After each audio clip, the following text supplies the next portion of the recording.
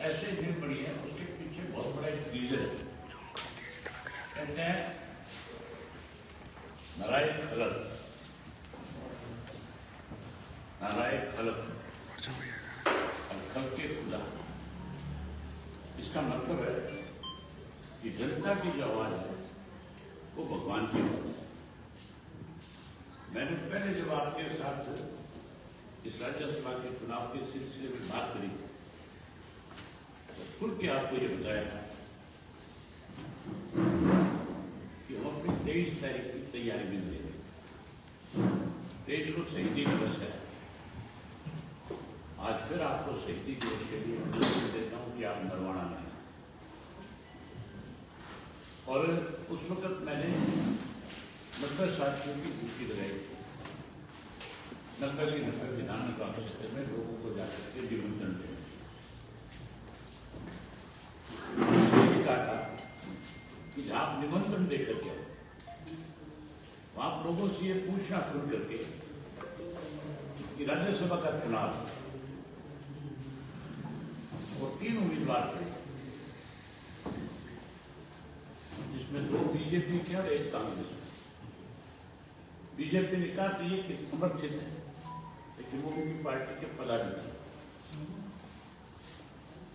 मैंने आपसे कहा था कि मैं उन साथियों की राय जान करके फिर फैसला करेंगे कि हमने किसको अपना वोट कास्ट करना। उन सबकी एक राय आम जनता की आवाज थी कि आपको कांग्रेस से भी और बीजेपी से, दोनों से दूरी बनानी चाहिए। अब जनता की आवाज को मैं कैसे नकार सकता? इसलिए मैंने जनता की जो आवाज है उस पर यह फैसला लिया हमारी पार्टी ने कि हम इस चुनाव से दूरी बना करके रखेंगे। हमारे दोनों विधायक वोट कास्ट करने के बजाय दूरी बनाने का काम है। हम अब्सटेन करेंगे। उसके कई कारण हैं। मुझे आज भी बहुत सारे साथियों के फोन आए।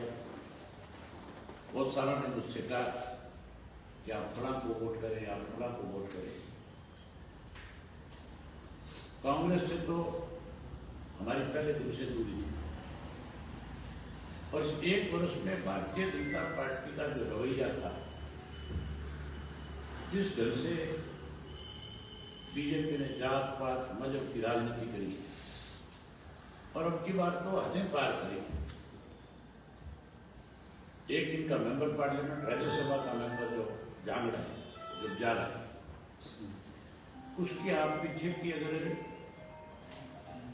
वीडियो देखो, सोशल मीडिया पर जिस तरह से उसने बोला है चौधरी देवलाल जी के बारे में, चौटाला साहब के बारे में और हमारी पार्टी के,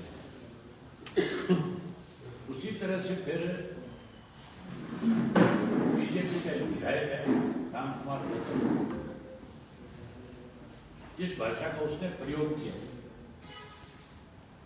इनकी पार्टी को उसके ऊपर एक्शन लेना चाहिए था कि आप किसी व्यक्तिगत विशेष के ऊपर कोई टिप्पणी नहीं कर सकते। कानूनन तौर पर तो मैंने उसको नोटिस भी दिया है, अब कोर्ट में केस भी जा रहा है। तीसरा, जो कृष्ण बेदी का एक मंत्री जो भाषा उसकी रही है, वो मेरे से क्या उम्मीद कर सकते हैं कि मुझे कोई गाली देने वाला मुझसे कैसे वोट मांग सकता है?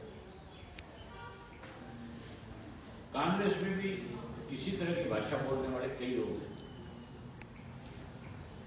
इसीलिए हमने ये कहा कि नागनाथ है, सांपनाथ है, अरे पिछुनाथ है, इनके पल्ले कुछ नहीं है बेचारों को, लेकिन वो भी सारा दिन अभी टारगेट करते। ऐसे लोगों को सबक मिले, इसके लिए हमने ये फैसला किया।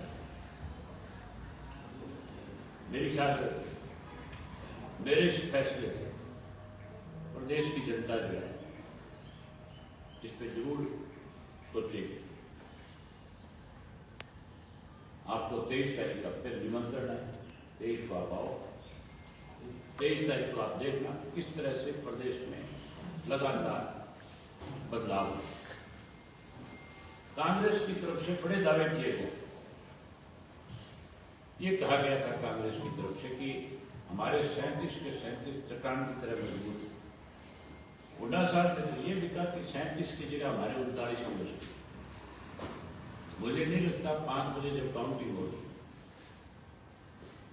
इनके 30 का भी आंकड़ा पार करता है। आज जिस तरीके से चुने हुए लोगों होस्ट ट्रेडिंग की जा रही है, इससे राजनीतिक दलों से लोगों का विश्वास खत्म हो गया। वोट खरीद फरोख्त करना भी एक पाप है, राजनीति पे एक कलंक है। अपनी मर्जी से कोई किसी को वोट कास्ट करे, वो बात तो ठीक है, जायज है। कई दफा कोई कैंडिडेट किसी को पसंद नहीं है, कई दफा पार्टी का फैसला पसंद नहीं होता है, लेकिन किसी को आप लालच दो और उसकी चर्चाएं सोशल मीडिया पे चले, आम लोगों में चले कि इतने इतने करोड़ रुपए दे करके खरीद फरोख्त की गई है, उससे भी उस पार्टी की लोकप्रियता कम होती है, बढ़ती नहीं है।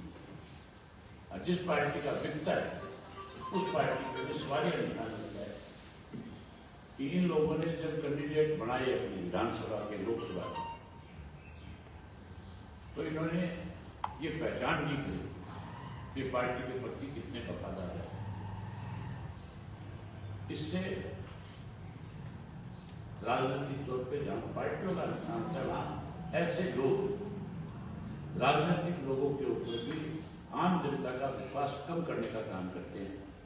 इसलिए ये सारी चीजें भी नहीं होनी चाहिए। अगर इस तरह की कहीं कोई बात आती है तो इलेक्शन कमीशन को उसके ऊपर संज्ञान लेना चाहिए। अगर कोई वोट क्रॉस होता है तो उसके ऊपर भी इलेक्शन कमीशन को सख्त होना चाहिए, इस पर भी कानून बनना चाहिए। वोट क्रॉस की बजाय वोट डाल सकते हैं अगर कोई क्रॉस करता है और जानबूझ करके कुछ ऐसा करता है, तो जैसे सजा आपका 6 वर्ष तक चुनाव नहीं लड़ सकता, इसी तरह इन पर भी ऐसी पाबंदी हो ये लोग फिर दोबारा चुनाव न कर सके, तब जाकर के कोई सुधार हो। आपकी तरफ से कोई पूछना? सर, ये जिस तरीके से हरियाणा की बात हुई या फिर उड़ीसा की बात हुई, उड़ीसा में भी कांग्रेस, देखो आज की डेट में कांग्रेस ने बीजेपी खुद करके सब जगह मदद कर दी। तो ये रहे कि अपोजिशन में उड़ीसा के अंदर भी राज्यसभा का चुनाव, वहां पे भी कांग्रेस के 3 वोट क्रॉस हुए, जो मुझे जानकारी मिली है, जो टीवी पे आ रहा है, जो मुझे किसी के साथी ने बताया।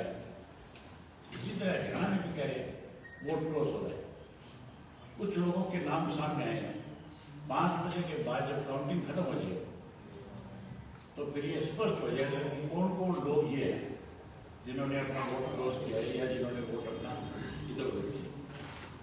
चल साहब, ये अंतरात्मा की आवाज, ये लाइन बड़ी इस्तेमाल होती है जब राज्यसभा का चुनाव होता है। आज भी बार बार कांग्रेसी विधायक कहते नजर आए कि अंतरात्मा की आवाज को सुन रहे हैं। वो आत्मा का पता 5 बजे चल जाएगा।